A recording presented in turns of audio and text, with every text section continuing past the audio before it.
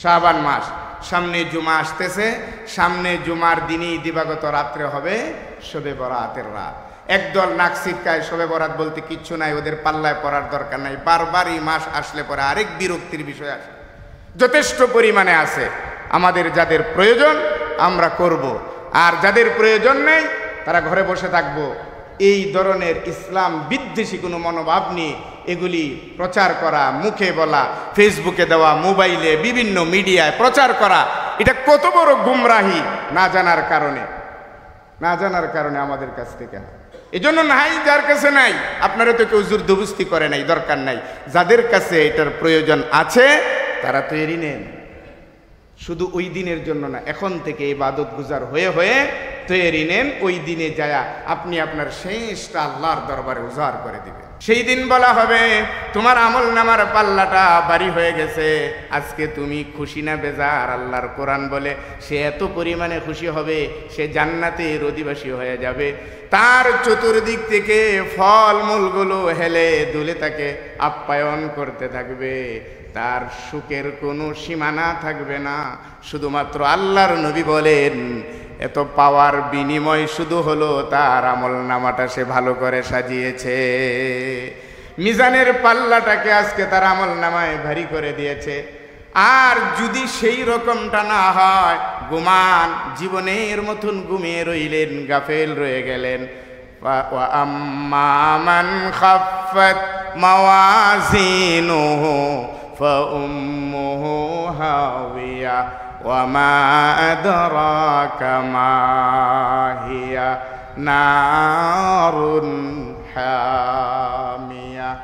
সূরা আল কারিয়ার ভিতরে আল্লাহ পাক বলেন সেই দিন আমল নামাটা যদি কোনো রকম ভাবে হালকা হয়ে যায়, আমল নামার পাল্লাটা যদি হালকা হয়ে যায় বান্দারে, তাহলে কি অবস্থাটা হবে তোমার? তুমি কি একটু ভেবে দেখেছো? ওয়া আম্মা মান খাফফাত মাওয়াজিনুহু ফাউম্মুহু হাওিয়া, তোমার জায়গা হয়ে যাবে হাওিয়া। আল্লাহ তাআলা আবার বলেন হাওিয়া কি বুঝো?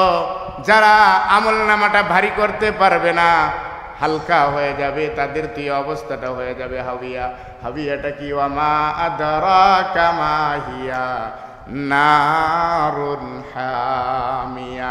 আল্লাহ পাক বলেন সেটা হলো প্রজ্বলিত এক আগুনের জায়গার গর্ত, জাহান্নাম।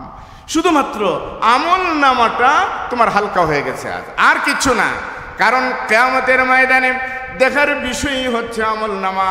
এই আমল নামাটা সাজাবার জন্য এই শবে বরাত বলেন আর শাবান মাস বলেন, বাৎসরিক একবার আল্লাহর দরবারে এই আমল নামাটা উঠানো হয়। যদি ভাইরা আমার, বাবাজিরা আমার, যুবক ভাইয়েরা আমার, মা বোনেরা যারা শুনতেছেন, যদি আপনার এই আমল নামাটা প্রতি বৎসর যদি পরিষ্কারের প্রয়োজন মনে করেন, তাহলে এই শাবানের চাঁদে নবীজির সাথে শামিল হয়ে নবীজি যেইভাবে ইবাদতে শরীক হয়ে আল্লাহর দরবারে কান্নাকাটি করেছেন, আপনি আর আমিও যদি সেইভাবে সকল কাজে শরীক হয়ে আল্লাহর কাছে কান্নাকাটি শুরু করে দেই, আল্লাহ পাক নিজেই বলেছেন বান্দারে তোর গুনাহগুলি সারা বৎসরের আমি আল্লাহ মাফ করে দেই। শুধু মাফ না, সেই গুনাহগুলি আবার আমি আল্লাহ নেক দিয়ে পরিপূর্ণ করে দিব। সুযোগ আছে, যদি কাজে লাগাও তাহলে কাজে লাগাইতে পারো। আর যদি খালি মনে করো যে শবে বরাত কবে আসবে, এখন থেকে গা গোসল দিয়া খালি শরীর পরিষ্কার করবেন, যাই নামাজ ইস্ত্রি দিয়ে এরপরে বাস করে রাখবেন, আর কিচ্ছু না, তাহলে কি পাবেন? কতটুকু পাবেন? কারণ আপনার ভিতরে সেই অনুভূতি তো নাই।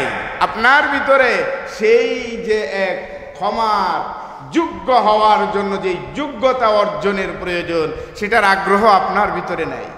এই জন্যই শাবানের প্রথম খুতবা নবী করিম সাল্লাল্লাহু আলাইহি ওয়াসাল্লামের জীবনী থেকে এই শাবান মাসের ইতিহাস এবং শাবান মাসের করণীয়, শাবান মাসের ঐতিহ্য নিয়ে প্রথম জুমায় আলোচনার অর্থ হলো শুধু খালি শবে বরাতের জন্য তৈরি নেয়া না, বরং এই পুরাটা মাস আমার আমল নামাটা আল্লাহর দরবারে উঠানো হবে বাৎসরিক হিসাবে। সেই ক্ষেত্রে আমার দরকার আমার আমল নামাটা যেন আমার জিকির অবস্থায় আল্লাহর আদালতে উঠে, নামাজ অবস্থায় উঠে, রোজা অবস্থায় উঠে, শাকিরিন অবস্থায় উঠে, আমি যেন আল্লাহর আনুগত্যশীল বান্দা হিসেবে আল্লাহ যেন আমারে দেখতে পায়, সেই জন্য এই শাবানে নিজেকে নরম করে দেয়া ইবাদতের জন্য। শাকিরিন যারা আল্লাহ তাআলার শুকরগুজার আদায় করে, আমার নবী বলেন আমি চাই এই শাবান মাসে আমি শুকরগুজার বান্দা হিসাবে আমার আমল নামাটা আল্লাহর আদালতে পেশ করা হোক, জিকির গুজার হিসাবে, জিকিরকারী হিসাবে, জাকিরিন হিসাবে আমার নাম আল্লাহ পাকের দরবারে পেশ হোক, রোজা অবস্থায় আমার আমল নামাটা আল্লাহর আদালতে পেশ হোক। একজন নবী, বিশ্ব নবী, যার জীবনে এগুলি না করলেও চলতো, তারপরেও তিনি দেখে দেখে দেখে দেখে তিনি আমল চালাইছেন। এই উম্মতকে আমলের জন্য আগ্রহশীল করে তোলার জন্য নবীজি বিভিন্ন ভাবে, বিভিন্ন কায়দায় তিনি আমাদের সামনে বিভিন্ন বিষয়গুলিকে রেখে গিয়েছেন। আমরা উদাসীন বুঝেও করি, না বুঝেও করি, কিন্তু বুঝি না যে আমার কতটা দরকার আমার আমল নামাটা। আল্লাহ পাক দৈনন্দিন চাইলে রাতের আমল নামা দিকে সকালে খানা বন্ধ করে দিতে পারতেন। এই শাবান মাস গুরুত্বপূর্ণ একটা মাস মুমিনের জন্য, ঈমানওয়ালার জন্য, আখিরাতের নাজাত আর কল্যাণ পাওয়ার জন্য। আল্লাহ রাব্বুল আলামিন এই মাসকেও আমাদের প্রতি তিনার অনুগ্রহ এবং অনেক দয়ার রাস্তা তিনি মাসে খুলে রেখেছেন। ইচ্ছে করলে অনেক ভালো করতে পারি আমরা। দৈনন্দিন যে আমলগুলি আমরা করি, রাতের আমল সকালে আল্লাহ পাকের আদালতে ওঠানো হয়, আবার দিনের এই আমল সারাদিন যে আমলগুলি করি প্রতিদিন সন্ধ্যায় সেটা আবার আল্লাহ পাকের আদালতে ওঠানো হয়। এটা হলো দৈনন্দিন আমার আমলের ফরিদিতে ভালো না মন্দ প্রতিদিন একবার, রাতেরটা সকালে, সকাল থেকে নিয়ে সারাদিনেরটা সন্ধ্যায় আল্লাহ পাকের আদালতে ওঠানো হয়। এটার উপরে আল্লাহ পাক কোনো কলম ধরেন না, কোনো ফয়সালা দেন না, খালি দেখতে থাকেন যে কে কি করতেছে না করতেছে। সপ্তাহে 2 দিন, বৃহস্পতিবার এবং সোমবার, সেই 2 দিনও বান্দার আমল নামা আল্লাহ পাকের আদালতে পেশ করা হয়। রাসূল করিম সাল্লাল্লাহু আলাইহি ওয়াসাল্লাম বলছেন, উম্মতেরা রে আমার, প্রতিদিন রাতেরটা সকালে, সারাদিনেরটা সন্ধ্যায় আল্লাহ পাক দেখেন। ফয়সালা এর উপরে আল্লাহ পাক তাড়াতাড়ি দেন না, এবার দেখেন শুধু। সপ্তাহে 2 বার উঠানো হয়, বৃহস্পতিবার, আরেকটা কি বার বললাম, সোমবার। আল্লাহ পাকের আদালতে প্রত্যেকটা মানুষের আমলনামা পেশ করা হয়। আল্লাহ পাক দেখেন, কোনো ফয়সালায় যান না, দেখেন, দেখতেছেন। আরেকটা আমলনামা উঠানোর যেটা বাৎসরিকভাবে আল্লাহ পাকের আদালতে পেশ করা হয়, সেই বাৎসরিক পেশ করার মাসটা হলো এই শাবান মাস। আপনি গত রমজান থেকে নিয়ে এই শাবান পর্যন্ত আপনি কি করলেন না করলেন, এটার কি কয় প্লাস মাইনাস সব কিছু করে একটা আমল নামা আল্লাহ পাকের আদালতে এই শাবান মাসে উঠানো হয়। এই যে তোমার বান্দার আমল, তার ভালো তার মন্দ সব আল্লাহ পাক দেখেন, উঠান। শাবান মাসেই আমল নামা উঠানো হয়, আল্লাহ দেখেন। এরপরে এই শাবানে একটা রাত্র আসছে, যেই রাত্রটা সামনে আমাদের, এই রাত্রে সেটাকে নির্ভর করে আল্লাহ রাব্বুল আলামিন আগামী বৎসরের ফয়সালা, আগামী বৎসর কি হতে পারে বা না পারে, এটার একটা খসড়া আল্লাহ পাক এই শাবানই আবার তৈরি করেন। বান্দার গতিবিধি লক্ষ্য করে সেটাকে পরিপূর্ণরূপে বহাল রাখেন শবে কদরের রাত্রে। লম্বা আলোচনা ওইদিকে, ওইটা বলা উদ্দেশ্য নয়। উদ্দেশ্যটা হলো যে শাবান মাস মুমিনের জন্য আমল নামা উঠাবার, সারাটা বৎসরের আপনার আমল নামা উঠাবার জন্য এই একটা মাস আল্লাহ তাআলা নির্ধারণ করেছেন। এখন মনে করেন আমাদের সারা বৎসরের আমল নামা আল্লাহ পাকের দরবারে উঠানো হবে, যেই কারণে নবী করিম সাল্লাল্লাহু আলাইহি ওয়াসাল্লাম, বুখারীর হাদিস দেখবেন, মুসনাদে আহমদের দিকে তাকাবেন, আল্লাহর নবীর কাজের ফরিদি শাবান মাসের এই কিতাবগুলির হাদিসে হযরত আয়েশা সিদ্দিকা রাদিয়াল্লাহু তাআলা আনহা থেকে রিওয়ায়াত, সারাহাতান সহিহ স্পষ্ট রিওয়ায়াত, যে নবীজি আমার এই শাবান মাসে আমলের চাকাটাকে আর একটু বাড়াইয়া দিতেন। তিনি তো সবসময় আমলই থাকতেন, সারাটা সময় আমলই। তারপরেও শাবান মাস আসলে একটু তড়িঘড়ি দেখা যেত, তড়িঘড়ি দেখা যেত আমলের বেলায়। রাতের আমল, দিনের আমল, জিকির আসকারের আমল, তেলাওয়াতের আমল। এমন কি হযরত আয়েশা সিদ্দিকা রাদিয়াল্লাহু তাআলা আনহা বলেন, শাবান মাস শুরু হয়ে গেলে নবী করিম সাল্লাল্লাহু আলাইহি ওয়াসাল্লাম রোজাও বেশি বেশি করে রাখতেন। হযরত আয়েশা বলেন, আমি রমজান সারা অন্যান্য যে কোনো মাস সারা মাস রোজা রাখেন এটা আমি নবীজিকে দেখি নাই, কিন্তু শাবান মাস আসলে তিনি লাগাতার রোজা রাখতেন। তারপরেও পুরা মাস তিনি রাখতেন না। হযরত আয়েশা বলেন, বেশিরভাগ দিনগুলি তিনি শাবানে রোজা রাখতেন। সমস্ত আমলগুলি তিনি বাড়িয়ে দিতেন। দোয়া, জিকির, আজকার আল্লাহ তাআলার কাছে বেশি বেশি করে তিনি বাড়াইয়া দিতেন। জিজ্ঞাসা করা হলো, ইয়া রাসূলুল্লাহ, শাবান মাস আসলে পরে আপনি এগুলি এতটা বাড়াইয়া দেন কেন?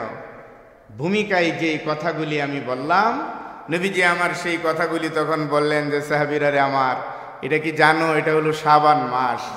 বাৎসরিক আমল আল্লাহর দরবারে পেশ করার মাস হচ্ছে শাবান মাস। আমি এই জন্য এই মাসে রোজা বেশি রাখি, যে আমার আমল নামাটা আমার রোজা অবস্থায় যেন আল্লাহ তাআলার সামনে পেশ করা হয়। আর রোজাদার দেখলেই আল্লাহ তাআলা অনেক অনেক বেশি মায়া করে। রোজাদার দেখলেই আল্লাহ পাকের বড় করুণা হয় রোজাদারদের প্রতি। এটা আল্লাহ পাকের একটা সিফত, তিনি খান না। বান্দা সাময়িক একটু এই গুণাগুণ ধরার কারণে আল্লাহ তাআলার কাছে তখন রোজাদার ব্যক্তিটা দামি হয়ে যায়।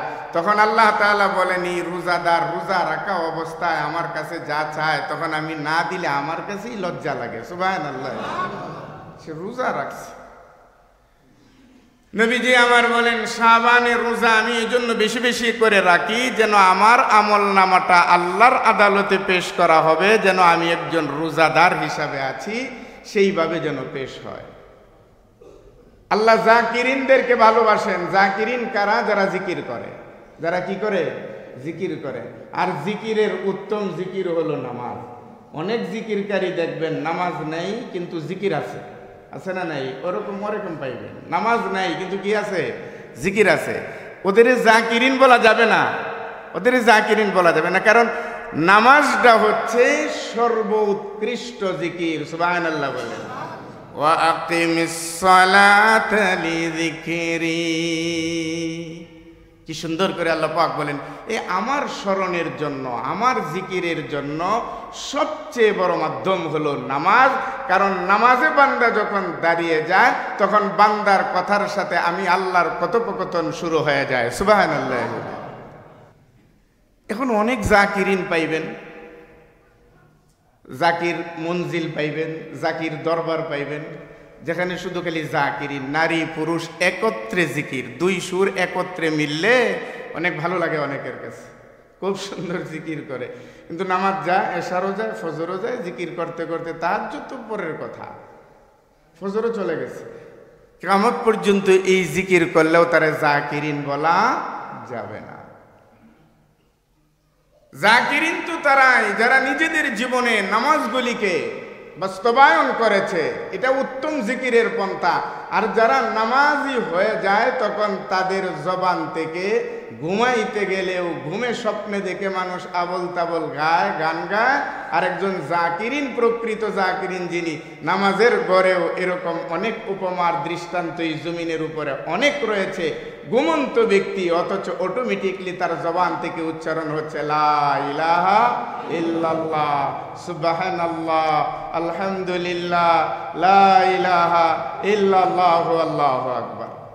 ঘুমের ঘরে স্বপ্নে, তখনও সে জিকির করে আল্লাহ। এই যোগ্যতা অর্জন হলো কোত্থেকে? এই যোগ্যতা তাকে অর্জন করে দিয়েছে তার নামাজ। এজন্য নামাজ ছাড়া জিকিরের কোনো মূল্য নেই। শাকিরিন, যারা আল্লাহ তাআলার শুকরগুজার আদায় করে, আমার নবী বলেন আমি চাই এই শাবান মাসে আমি শুকরগুজার বান্দা হিসাবে আমার আমল নামাটা আল্লাহর আদালতে পেশ করা হোক। জিকির গুজার হিসাবে, জিকিরকারী হিসাবে, জাকিরিন হিসাবে আমার নাম আল্লাহ পাকের দরবারে পেশ হোক। রোজা অবস্থায় আমার আমল নামাটা আল্লাহর আদালতে পেশ হোক। একজন নবী, বিশ্ব নবী, যার জীবনে এগুলি না করলেও চলতো, তারপরেও তিনি দেখে দেখে দেখে দেখে তিনি আমল চালাইছেন। এই উম্মতকে আমলের জন্য আগ্রহশীল করে তোলার জন্য নবীজি বিভিন্ন ভাবে, বিভিন্ন কায়দায় তিনি আমাদের সামনে বিভিন্ন বিষয়গুলিকে রেখে গিয়েছেন। আমরা উদাসীন বুঝেও করি, না বুঝেও করি, কিন্তু বুঝি না যে আমার কতটা দরকার। আমার আমল নামাটা আল্লাহ পাক দৈনন্দিন চাইলে রাতের আমল নামা দেখে সকালে খানা বন্ধ করে দিতে পারতেন। সারাদিনেরটা দেখার পরে রাত্রেবেলায় আমার উপরে আযাব গজব নামায়ে দিতে পারতেন। কিন্তু আল্লাহ রাব্বুল আলামিন বলেন না, এটা আমারে দেখাইছো, আমি দেখছি, রাখো, ফায়সালা নাই। সপ্তাহে বৃহস্পতিবারে দেখাইলেন, সোমবারে দেখাইলেন, 2 বার। আল্লাহ পাক বলেন রাখো, এটার উপরে কোনো ফায়সালা নাই, রাখো দেখি। বৎসরে একবার যখন উঠানামা হয়, উঠে তখন আল্লাহ তাআলা তার এই আমল নামার উপর ভিত্তি করে একটা খসড়া কায়েম করেন, একটা নোট কায়েম করেন। বান্দার গতিবিধি পুরা রমজান লক্ষ্য করার পরে শবে কদরের রাত্রে সেটার ফয়সালা আল্লাহ তাআলা তার গলায় ঝুলাইয়া দেন, যাও এই যে তোমার দেখলাম। এখন আপনার জন্য আর আমার জন্য যেই সুবিধাটা আছে, যেহেতু বাৎসরিকভাবে একবারই আমল নামাটা উঠে, আর এই বাৎসরিক এই মাসটার ভিতরে উঠে, এই জন্যই আল্লাহ পাক হয়তো এই সুযোগটা আমাদের জন্য রেখে দিয়েছেন, যেটা আমাদের সামনে আসতেছে শবে বরাত। এই শবে বরাতের রাত্রে এত বিশাল পরিমাণে আল্লাহ পাক ক্ষমা করেন। সারা বৎসর যাদের আমল নামায় দেখলেন গুনাহ দিয়ে ভরা, সপ্তাহে 2 বার দেখলেন যাদের আমল নামায় অন্যায় আর অপরাধ দিয়ে ভরপুর, কিন্তু তারপরেও শাবান মাসকে ইজ্জত দিয়া কদর কইরা এই শাবান এসে আল্লাহর সামনে যখন দাঁড়ায় যায় তার আমল নামার দিকে তাকায়া, তখন আল্লাহ পাক বলেন সারা বৎসরের আমল নামা তখন আর আমি আর দেখি না, আমার কাছে উঠছিল, ফয়সালাও করি নাই। যারে বান্দা, যেহেতু শাবান মাসের কদর করলে, আর এই মাসে আমার নবী কদর করেছেন, তোদের রাস্তা দেখাইছেন, ওই রাস্তা দেখে যখন তোরাও করলে, আমি আল্লাহ তাআলা যা বিগত বৎসরের গুনাহ খাতা যা ছিল আমল নামার থেকে আমি এটা মিটাইয়া দিয়ে দিলাম। আল্লাহ মিটাইয়া দেন। বান্দারে যখন ভালোবাসেন তখন বান্দার আমল নামার থেকে গুনাহ মাফ করেন না, শুধু গুনাহগুলি একবারে মিটাইয়া দেন। ওয়াবাদদালতু সাইয়্যাতিহিম হাসানাত। আল্লাহ পাক বলেন যখন আমার বান্দা আমার হয়ে যায়, আমি যখন আমার বান্দিরে যখন আমি একেবারে মাপেই করে দেই, তখন আমি আর তার আমল নামার ভিতরে যেই গুনার সিরিয়ালটা ছিল, স্তূপ ছিল, যেই গুনার এক পাহাড় সম পরিমাণ স্তূপটা ছিল, আমি এটা একবারে ওখান থেকে শুধু কাইটা এটারে শেষ করি না, বরং এটারে ওই জায়গা থেকে মিটাইয়া দিয়ে দিই। নবীজিকে প্রশ্ন করলেন এটা করার কারণ কি? আল্লাহ তাআলা নবীজিকে জানায় দিলেন যে বলে দেন কিয়ামতের ময়দানে যখন আমি আমল নামাটা আবার দেখব, এখানে যদি ডড় থাকে, শূন্য শূন্য থাকে, অথবা কাটাছিরা থাকে, তখন কোনো প্রশ্ন উঠতে পারে যে এখানে কি ছিল, কেন কাটা হইল, কেন এরকম করা হইল। এই প্রশ্নটাও যেন কিয়ামতের আদালতে উঠতে না পারে, সেই জন্য ওয়াবাদদালতু সাইয়্যাতিহিম হাসানাত। আমি বান্দার আমল নামা থেকে একেবারে তার গুনাহ যেগুলি আমি মাফ করে দিয়েছিলাম, এটা কাটাছিড়া করে ইচ্ছে করলে রাখতে পারতাম, যেন কিয়ামতের ময়দানে এটার উপরে কোনো প্রশ্ন না ওঠে।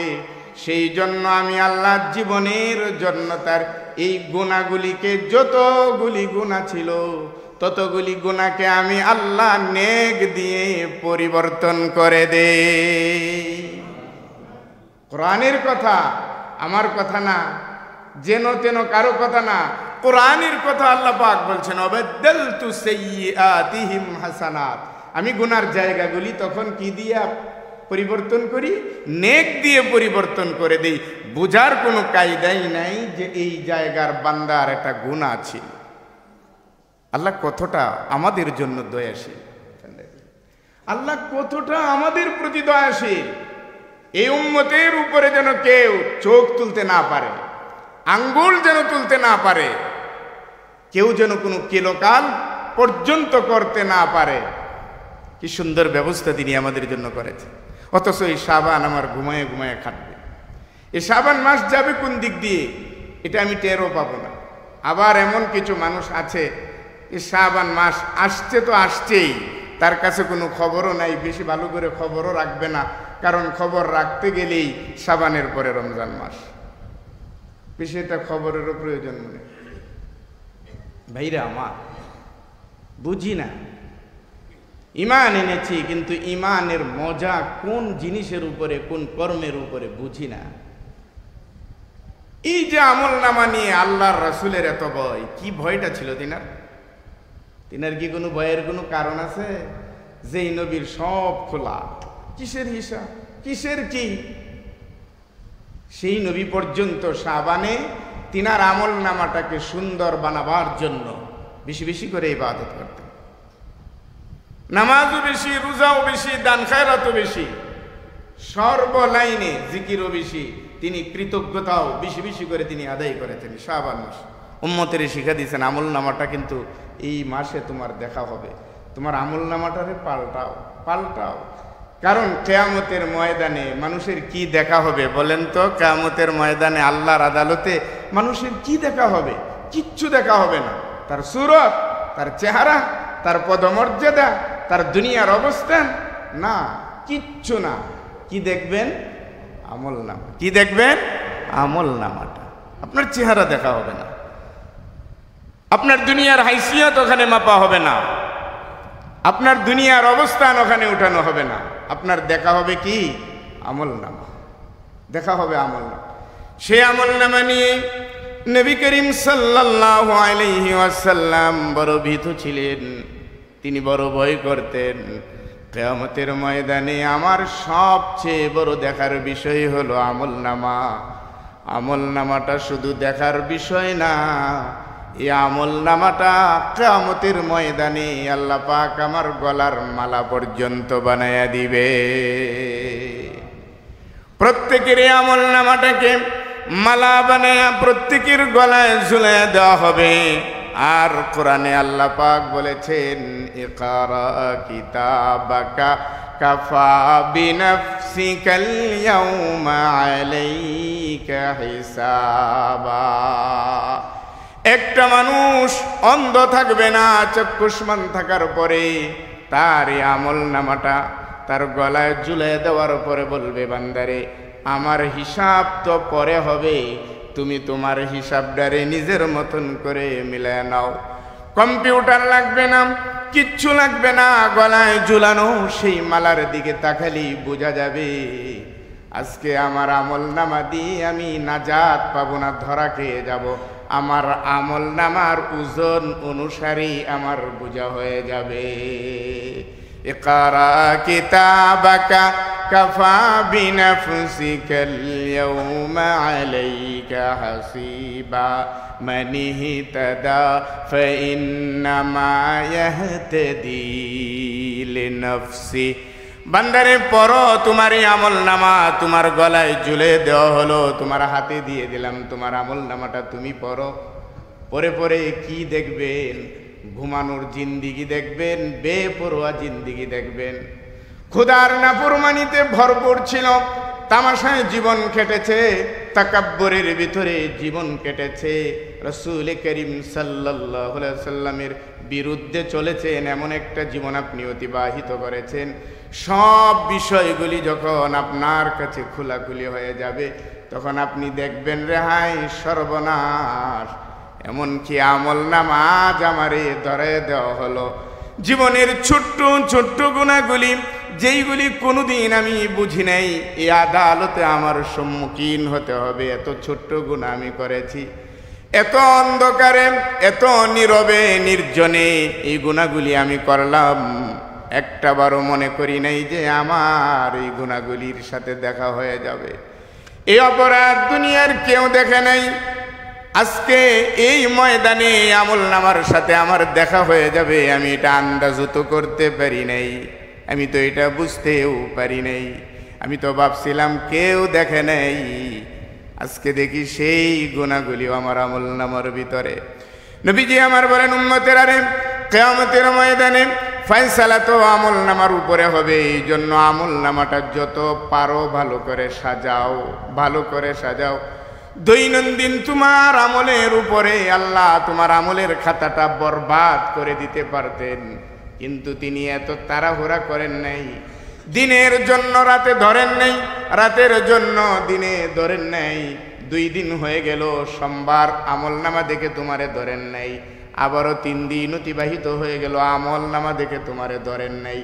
বাৎসরিক একটা আমলনামা এই শাবানের চাঁদে যখন আল্লাহ পাকের দরবারে পেশ করা হয়, যখন দেখা হয় বান্দা এখনো উদাসীন, তখন তার ব্যাপারে আল্লাহ রব্বুল আলামিন ফয়সালা যা দেওয়ার দরকার দিয়ে দেন।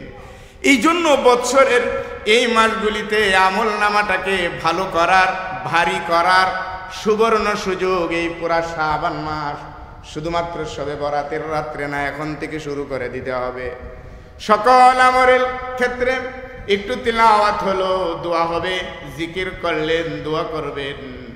সদা সর্বদাই শুধু আল্লাহর কাছে চাওয়া, যেহেতু এই মাসে আমার আমলনামাটা তোমার দরবারে, তুমি আমার আমলনামাটা গুনাহমুক্ত করে দাও, গুনাহমুক্ত করে দাও।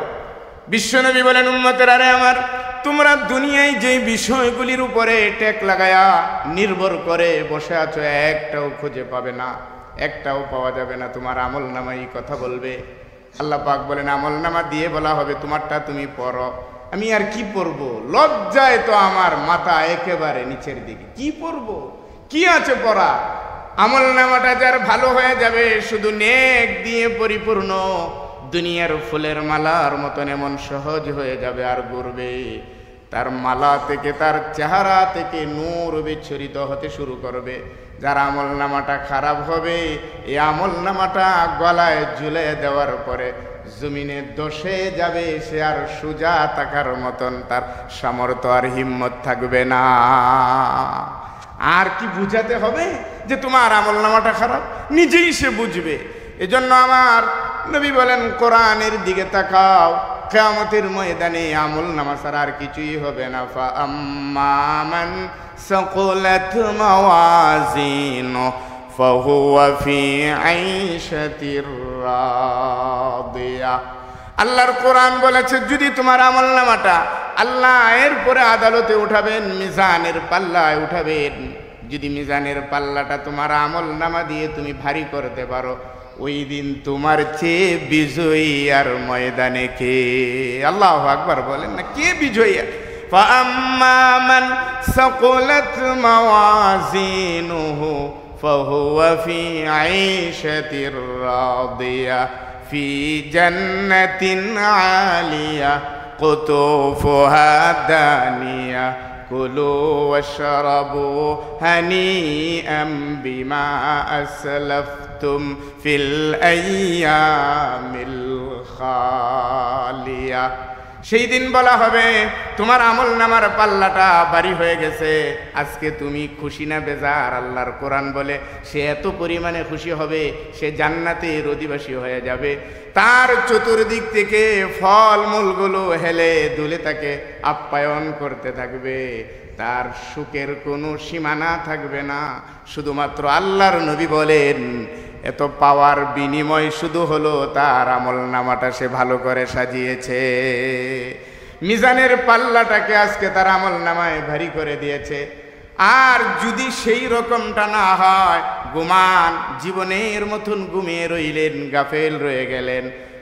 ওয়া আম্মা মান খাফফাত মাওয়াজিনুহু ফাউম্মুহু হাওিয়া ওয়া মা আদরাকা মা হিয়া নারুন হামিয়া। সূরা আল কারিয়ার ভিতরে আল্লাহ পাক বলেন, সেই দিন আমলনামাটা যদি কোনো রকম ভাবে হালকা হয়ে যায়, আমলনামার পাল্লাটা যদি হালকা হয়ে যায় বান্দারে, তাহলে কি অবস্থাটা হবে তোমার, তুমি কি একটু ভেবে দেখেছো? ওয়া আম্মা মান খাফফাত মাওয়াজিনু ফাউম্মুহু হাওিয়া, তোমার জায়গা হয়ে যাবে হাওিয়া। আল্লাহ তাআলা আবার বলেন, হাওিয়া কি বুঝো? যারা আমলনামাটা ভারী করতে পারবে না, হালকা হয়ে যাবে, তাদের তো অবস্থাটা হয়ে যাবে হাওিয়া। হাওিয়াটা কি? ওয়া মা আদরাকা মা হিয়া নারুন হামিয়া। আল্লাহ পাক বলেন, সেটা হলো প্রজ্বলিত এক আগুনের জায়গার গর্ত, জাহান্নাম। শুধুমাত্র আমলনামাটা তোমার হালকা হয়ে গেছে আজ, আর কিছু না। কারণ কিয়ামতের ময়দানে দেখার বিষয়ই হচ্ছে আমলনামা। এই আমলনামাটা সাজাবার জন্য এই শবে বরাত বলেন আর শাবান মাস বলেন, বাৎসরিক একবার আল্লাহর দরবারে এই আমলনামাটা উঠানো হয়। যদি ভাইরা আমার, বাবাজিরা আমার, যুবক ভাইয়েরা আমার, মা বোনেরা যারা শুনতেছেন, যদি আপনার এই আমলনামাটা প্রতি বৎসর যদি পরিষ্কারের প্রয়োজন মনে করেন, তাহলে এই শাবানের চাঁদে নবীজির সাথে শামিল হয়ে, নবীজি যেইভাবে ইবাদতে শরীক হয়ে আল্লাহর দরবারে কান্নাকাটি করেছেন, আপনি আর আমিও যদি সেইভাবে সকল কাজে শরীক হয়ে আল্লাহর কাছে কান্নাকাটি শুরু করে দেই, আল্লাহ পাক নিজেই বলেছেন, বান্দারে তোর গুনাহগুলি সারা বৎসরের আমি আল্লাহ মাফ করে দেই। শুধু মাফ না, সেই গুনাহগুলি আবার আমি আল্লাহ নেক দিয়ে পরিপূর্ণ করে দিব। সুযোগ আছে, যদি কাজে লাগাও তাহলে কাজে লাগাইতে পারো। আর যদি খালি মনে করো যে শবে বরাত কবে আসবে, এখন থেকে গা গোসল দিয়া খালি শরীর পরিষ্কার করবেন, যাই নামাজ ইস্ত্রি দিয়ে এরপরে বাস করে রাখবেন, আর কিচ্ছু না, তাহলে কি পাবেন? কতটুকু পাবেন? কারণ আপনার ভিতরে সেই অনুভূতি তো নাই, আপনার ভিতরে সেই যে এক ক্ষমার যোগ্য হওয়ার জন্য যে যোগ্যতা অর্জনের প্রয়োজন, সেটার আগ্রহ আপনার ভিতরে নাই। এই জন্যই শাবানের প্রথম খুতবা নবী করিম সাল্লাল্লাহু আলাইহি ওয়াসাল্লামের জীবনী থেকে এই শাবান মাসের ইতিহাস এবং শাবান মাসের করণীয়, শাবান মাসের ঐতিহ্য নিয়ে প্রথম জুমায় আলোচনার অর্থ হলো শুধু খালি শবে বরাতের জন্য তৈরি নেয়া না, বরং এই পুরাটা মাস আমার আমলনামাটা আল্লাহর দরবারে উঠানো হবে বাৎসরিক হিসাবে। সেই ক্ষেত্রে আমার দরকার, আমার আমলনামাটা যেন আমার জিকির অবস্থায় আল্লাহর আদালতে উঠে, নামাজ অবস্থায় উঠে, রোজা অবস্থায় উঠে, শাকিরিন অবস্থায় উঠে, আমি যেন আল্লাহর আনুগত্যশীল বান্দা হিসেবে আল্লাহ যেন আমারে দেখতে পায়। সেই জন্য এই শাবানে নিজেকে নরম করে দেয়া ইবাদতের জন্য বানায় নেয়ার এক মাস এই শাবান মাস। এই বানানোর ভিতরে সবচেয়ে বড় যে জিনিসটা হলো আল্লাহর সান্নিধ্যে বারবার সেজদা দিয়ে হোক, তাসবিহ দিয়ে হোক, জিকির দিয়ে হোক, শুকরগুজার হোক, দান খায়রাত হোক, সকল কিছু দিয়ে আল্লাহর সান্নিধ্য লাভ করার চেষ্টা করা, আল্লাহর সান্নিধ্য লাভ করার চেষ্টা করা।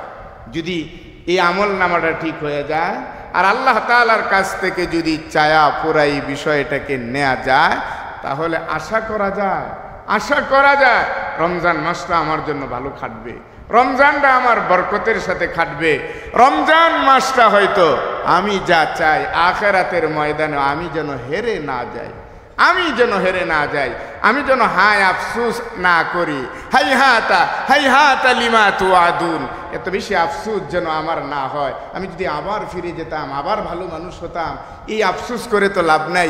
কোরআনে অনেকগুলি আফসুসের কথা বলেছেন যেগুলি সব নিরর্থক, আফসুস করে কোনো লাভ হবে না, আফসুস করে লাভ হবে না। এই জন্য বান্দাকে এই জন্য বলা হচ্ছে যে তুমি হিসাব মিলাও, হিসাব নিকাশ করো, কিভাবে তুমি তোমার ক্ষমা নিতে পারো।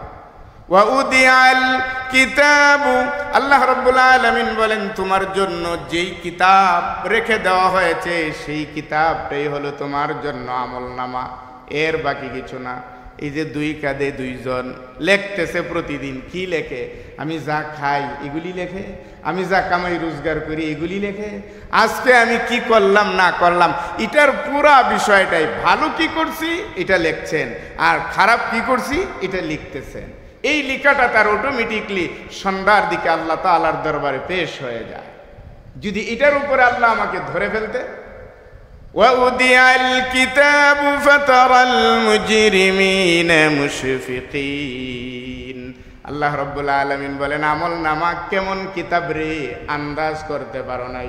কিয়ামতের দিনে এই আমল নামাটা, এই আমল নামার কিতাবটা যখন তোমার সামনে দেওয়া হবে, তখন দেখা যাবে তোমার ভিতরে যত অস্থিরতার পেরেশানি আছে এত বেড়ে যাবে, এত বেড়ে যাবে, মনে হয় ভয়ে আজ কলিজা, আজ বুক সব ফেটে যাওয়ার উপক্রম হয়ে যাবে। কারা? যারা মুজরিমিন, যারা মুজরিমিন জীবনে কোনোদিন আমল নামার চিন্তা করে নাই, আমল নামার কোনো হিসাব, এই হিসাবের খাতার ব্যাপারে যার কোনো চিন্তাই ছিল না। আল্লাহ পাক বলেন, কিতাব একটা তোমার জন্য রাখা হয়েছে। উদিয়াল কিতাব ফাতারাল মুজরিমিনা মুশফিকিনা মিম্মা কাসাব ওয়া হুয়া ওয়াকিউম বিহিম।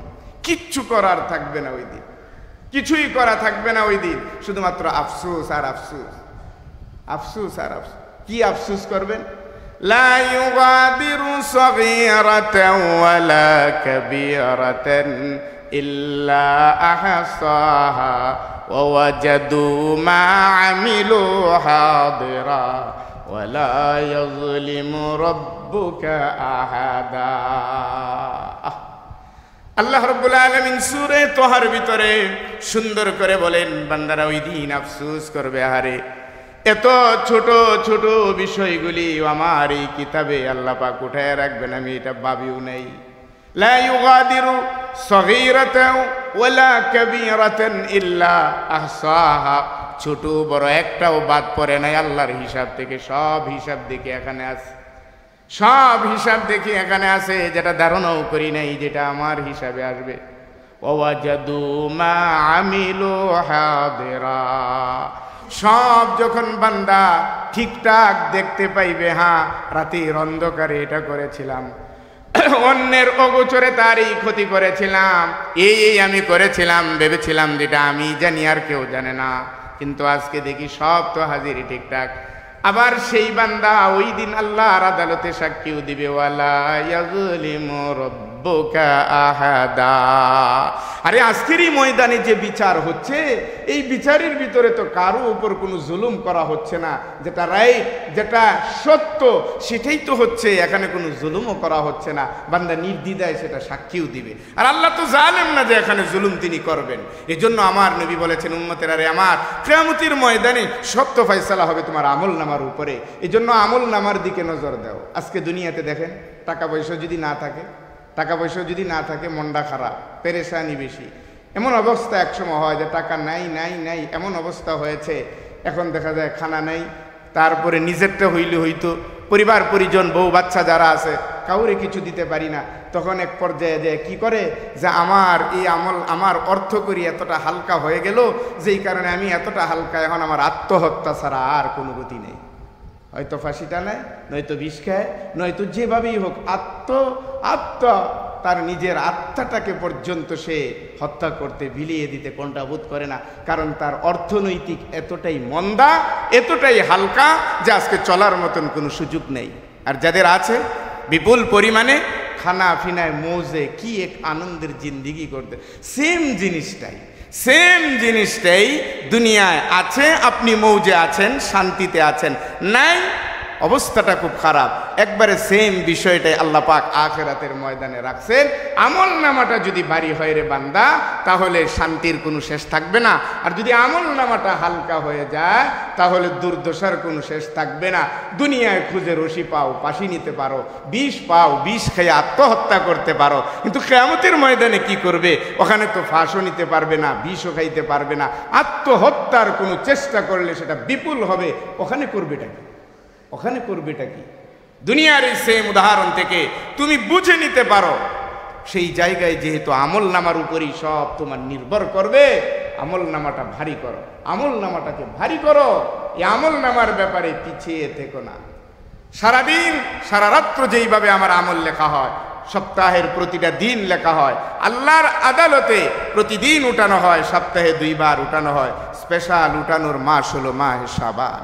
এই শাবান মাস চলতেছে, এই শাবান মাসে আমাদের আজকের এই খুতবা যাদের কানে আমরা শুনলাম, যারা এই খুতবাটাকে দিলে জাগা করে দিতে পারলাম, যারা এই খুতবার উপরে আখিরাতের বিশ্বাসকে মজবুত করতে পারলাম, উদাত্ত আহ্বান এবং অনুরোধ থাকবে বাকিটা জীবন অন্তত সেই আমল নামার দিকে তাকান, সেটার দিকে তাকান। কারণ নির্ভর করবে আখিরাতের সুখ শান্তি আর অশান্তি বলেন শুধুমাত্র আমল নামার উপরেই নির্ভর করবে।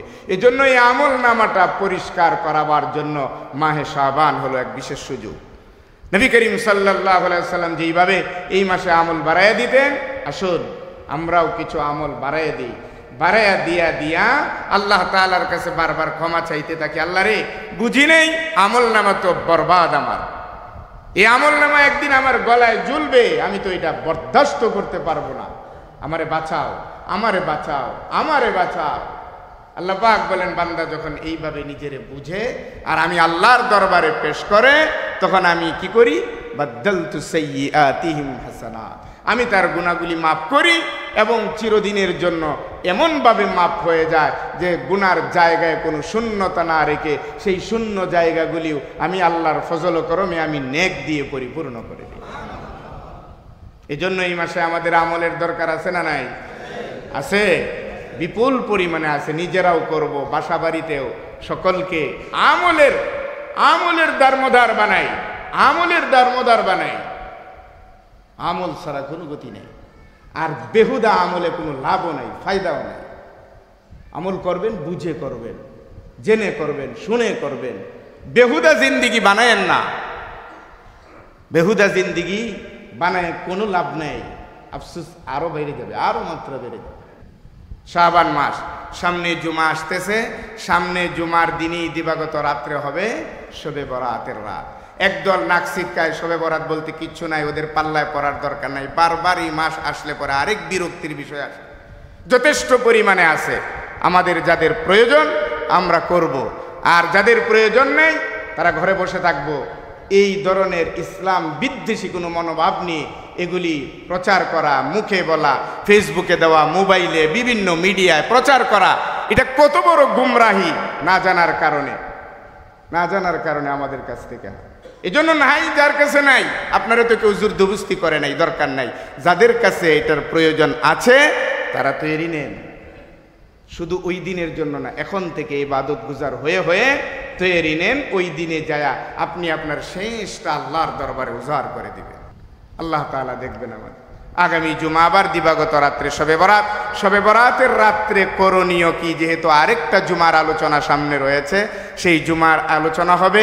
পাশাপাশি শবে বরাতের রাত, বিকাল শবে বরাতের দিনে আগামী জুমা আবার আসর থেকে নিয়ে রাত 10টা পর্যন্তই আমাদের একটা পর্ব চলে, দিন বুঝার জন্য, জানার জন্য, উলামায়ে কেরামদের সামনে বসে থেকে তাদের কাছ থেকে ফয়জাত এবং বারাকাত নেয়ার জন্য যে এক বিশেষ মাহফিলের ব্যবস্থা করা হয়।